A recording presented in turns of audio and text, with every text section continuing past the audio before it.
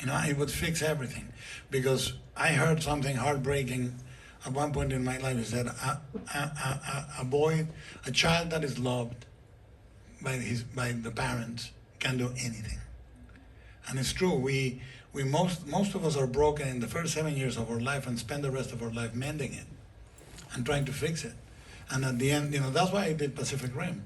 I wanted to do Pacific Rim to show that we build these personas, these giant robots, and inside there is one lonely person that has to communicate with another lonely person, and inside that lonely person is a little kid.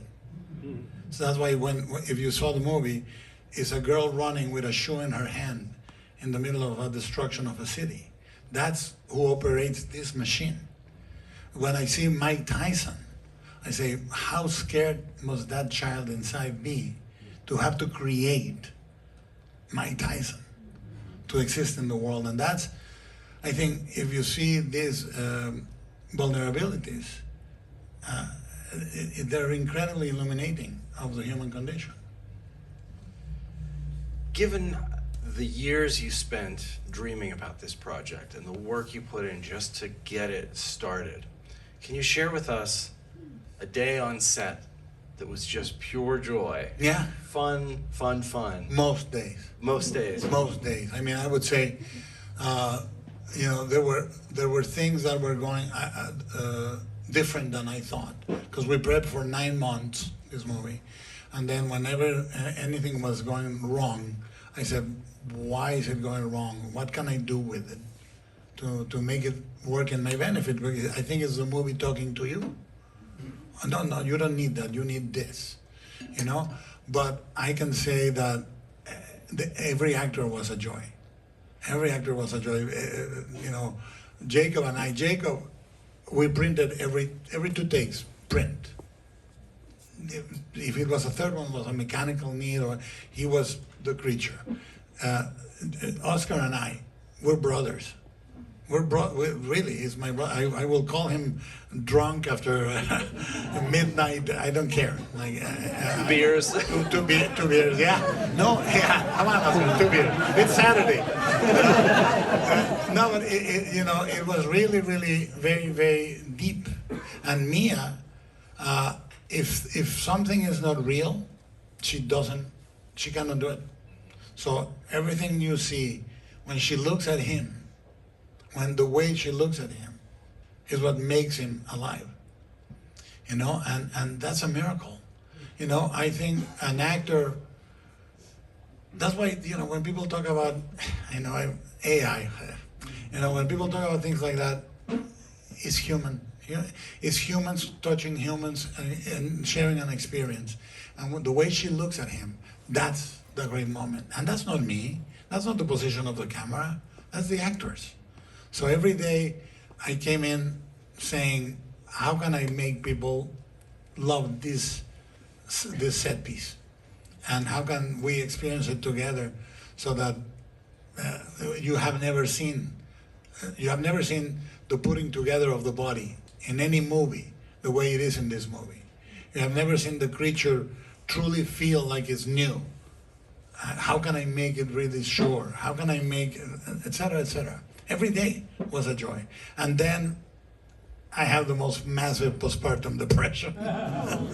massive, but that's good. You know, I think that artists go to the edge. And when you reach the real edge, you have to rephrase your life. And that's where I am right now. I love this exhibit because I think it allows the audience to get up close to what we see on screen. The screen presents it as it needs to be seen as a story. Accomplished fate, yeah. But seeing the costumes up close and the artistry of the production design, what I noticed when I visited your set, I've been on a lot of movie sets, and they're always interesting and exciting, but they're not always happy places. And I felt like even when things, I'm sure you had days that were stressful, Oh yeah, where things didn't work out, but I think your joy and the love that you have for the story, you have surrounded yourself with other artists from the crew, from your production team to the actors who share that. If they didn't share that, they might, I think it would be harder to make. During the making of that assembly scene, Guillermo said, were using real ice, these these big clear slabs of ice, because he wanted it to melt and you wanted to shoot through some of the ice. Most crew would say, "Up yours, man! Like, why are you doing this to us?" Because that means every 10 minutes they have to replace a bunch of ice. But because I think you made them care about it as much as you cared about it. They wanted to go the extra mile. That is the secret. The secret is, first of all, there are two types of directors: guests that want to be served, and hosts that want to make a banquet. I'm a host. So I make everybody say, "Isn't it great?" I remember Tom Sawyer and Huckleberry Finn, when they say, you have to paint the fence, and Tom is painting the fence, and a kid comes in and says, "What are you doing? Why are you so happy?" I'm painting this fence, man. It's so much fun. Can I paint the fence? Yeah, paint the fence. Oh my God, this is great. Another, can I paint a little? That's directing for me, in a way. I have to say, how is your movie going? I know what my movie is doing, but how is your movie going? And at the end of the day, every member of this crew, which I have known for 15 years in Toronto, this is their movie. They own it. And every night I say, whoever wants to come tomorrow to the editing room, because I edit every morning, and I show everybody the scene we shot the day before, completely assembled, with music and sound and everything. And I say, anybody want to come in the morning, you're welcome in the editing room. Anybody.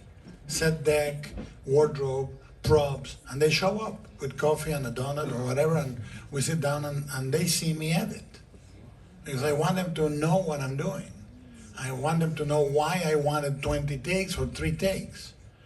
Because then you're leading with a gentle, now they know better than try to screw with me, because I'm also very firm. I say, you think I wouldn't notice that?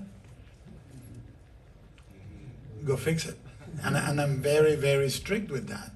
But I think that's structural. It's not a point of arrogance, it's not a point of ego, it's structural. One of my favorite things about visiting your set was when